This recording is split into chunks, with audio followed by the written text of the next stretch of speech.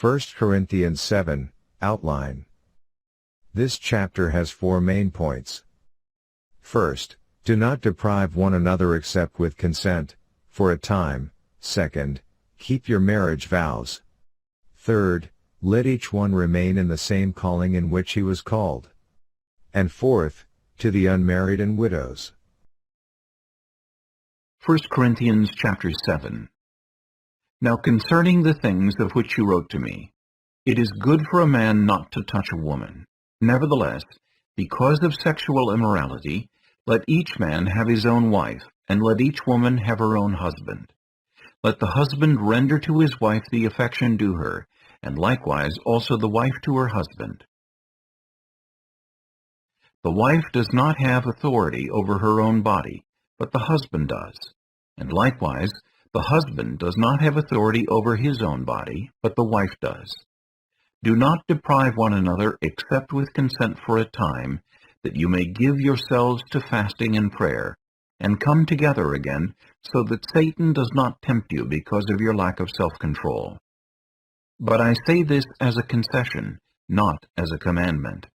For I wish that all men were even as I myself, but each one has his own gift from God, one in this manner and another in that. But I say to the unmarried and to the widows, it is good for them if they remain even as I am. But if they cannot exercise self-control, let them marry. For it is better to marry than to burn with passion. Now to the married I command, yet not I, but the Lord. A wife is not to depart from her husband. But even if she does depart, let her remain unmarried, or be reconciled to her husband. And the husband is not to divorce his wife. But to the rest I, not the Lord, say, if any brother has a wife who does not believe, and she is willing to live with him, let him not divorce her. And a woman who has a husband who does not believe, if he is willing to live with her, let her not divorce him. For the unbelieving husband is sanctified by the wife, and the unbelieving wife is sanctified by the husband. Otherwise your children would be unclean, but now they are holy. But if the unbeliever departs, let him depart. A brother or a sister is not under bondage in such cases. But God has called us to peace. For how do you know, O wife, whether you will save your husband? Or how do you know, O husband, whether you will save your wife? But as God has distributed to each one, as the Lord has called each one, so let him walk. And so I ordain in all the churches. Was anyone called while circumcised? Let him not become uncircumcised. Was anyone called while uncircumcised? Let him not be circumcised.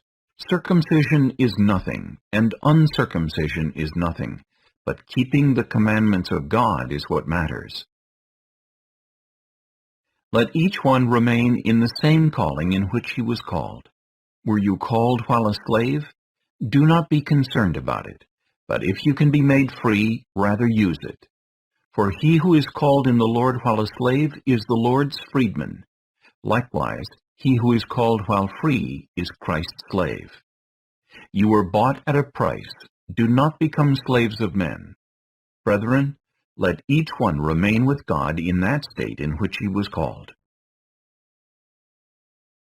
Now concerning virgins, I have no commandment from the Lord, yet I give judgment as one whom the Lord in his mercy has made trustworthy. I suppose, therefore, that this is good because of the present distress, that it is good for a man to remain as he is.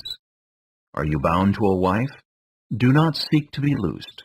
Are you loosed from a wife? Do not seek a wife. But even if you do marry, you have not sinned. And if a virgin marries, she has not sinned. Nevertheless, such will have trouble in the flesh, but I would spare you.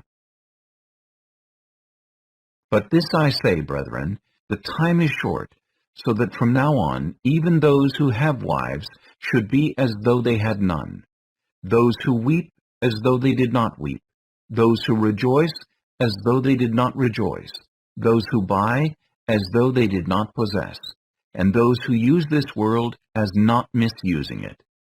For the form of this world is passing away. But I want you to be without care. He who is unmarried cares for the things of the Lord, how he may please the Lord. But he who is married cares about the things of the world, how he may please his wife. There is a difference between a wife and a virgin. The unmarried woman cares about the things of the Lord, that she may be holy both in body and in spirit. But she who is married cares about the things of the world, how she may please her husband. And this I say for your own profit, not that I may put a leash on you, but for what is proper, and that you may serve the Lord without distraction. But if a man thinks he is behaving improperly toward his virgin, if she is past the flower of youth, and thus it must be, let him do what he wishes. He does not sin. Let them marry. Nevertheless, he who stands steadfast in his heart, having no necessity, but has power over his own will, and has so determined in his heart that he will keep his virgin, does well. So then, he who gives her in marriage does well, but he who does not give her in marriage does better. A wife is bound by law as long as her husband lives, but if her husband dies, she is at liberty to be married to whom she wishes, only in the Lord. But she is happier if she remains as she is, according to my judgment, and I think I also have the Spirit of God.